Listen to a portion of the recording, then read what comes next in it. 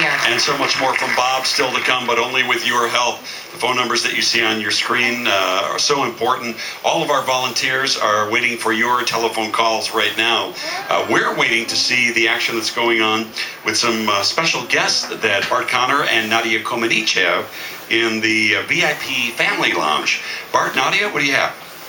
Thanks a lot, Dean. You know, a lot of people are down here volunteering their time this weekend. We have the phone operators, a lot of WGN employees are here, lots of people. But what's most important right back here is the VIP Family Lounge. These are families that are affected by neuromuscular disease, and they all felt it was important to be down here to show their support for Muscular Dystrophy Association and the good things that are happening here on Labor Day weekend. This is the Krajewski family. This is Tina and Bill, and this is their daughter, Allie, who's 3.5 years old.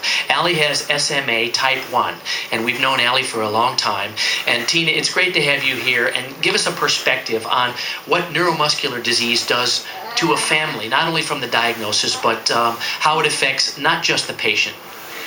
From the beginning, it was really difficult. Allie was diagnosed at 5.5 months old, and we were given a life expectancy of 1 to 2 years.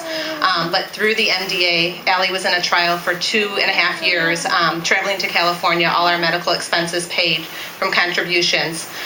It affects our whole family. We have a 13-year-old, a 5-year-old, and Allie.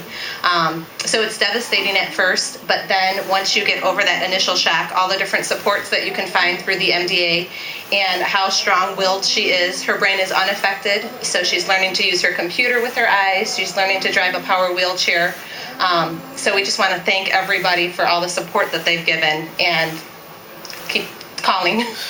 Thank you, Tina. Yes, we often focus on the patients and the challenges, but this is a disease that affects families all around the country. Tammy, you're the godmother of Allie. I'm the godmother and Tina's younger sister. What affects us the most is I have a 3-year-old son, and just comparing the different challenges, seeing how much he's developed, and unfortunate what Allie's learning to develop in different circumstances with the wheelchair and a specialized computer. It's very overwhelming for all of us. We all support what my sister's fighting for. We're hoping that everyone continues to fight and calling in for donations to hopefully bypass this cure and have her be one of our first miracle babies. For those people who are watching right now, what is the one thing you'd like to tell the viewers? Just realize how much this is affecting our family, everyone's family, people famous and all of us around us, and any contributions really help to fight a cure for this. Thank you, Tammy. For you and for Allie and the Krajewski family, all the families affected by neuromuscular diseases. Let's go back to Dina. Thank you, Bart. You wonder why we want you to pick up your phone and make a call. It is because your pledge makes such a difference. It speaks volumes. It sends such a loud message to families who are living with neuromuscular disease. And there is so much new technology out there to help them, and literally you can be buying that for them. You have to take a look at the latest communications devices. And what do you want to do tomorrow? Do you want to go out? Maybe. Words, their meaning. Freedom for 25-year-old Amy Harp. I can't talk, play games, and email friends and family. Born with spina bifida, Amy had complete control of her upper body.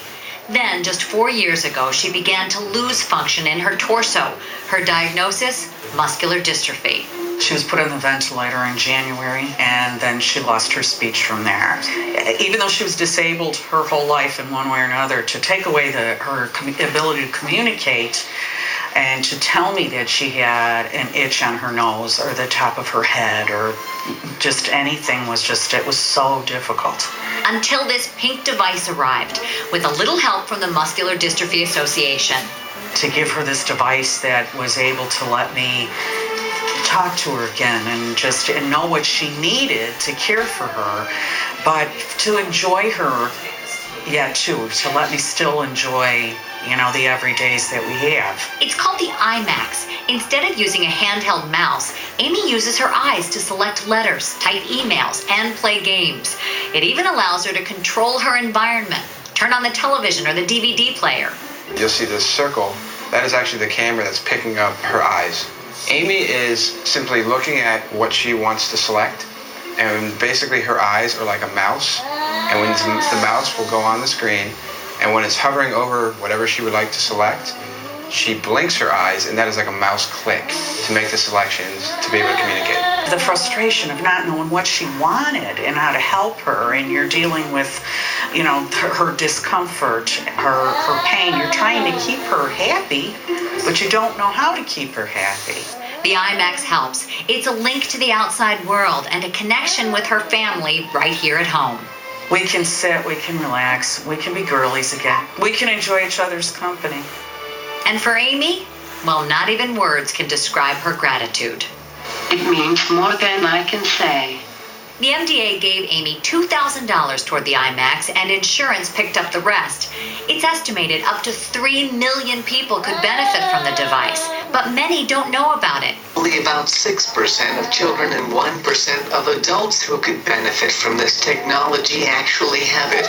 Augie Nieto has made it his mission to change that.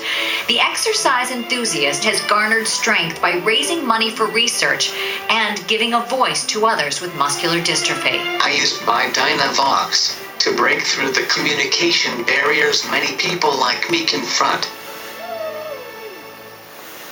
So with your telephone, you can give a voice to people like Augie and people like Amy. I have to tell you, when we were doing this interview, Amy and her mother were telling us about dealing with MDA and how easy it is. With all of Amy's medical challenges, they have a mound of paperwork, not with the MDA. They asked and they received a check for $2,000 to get that Dynavox device.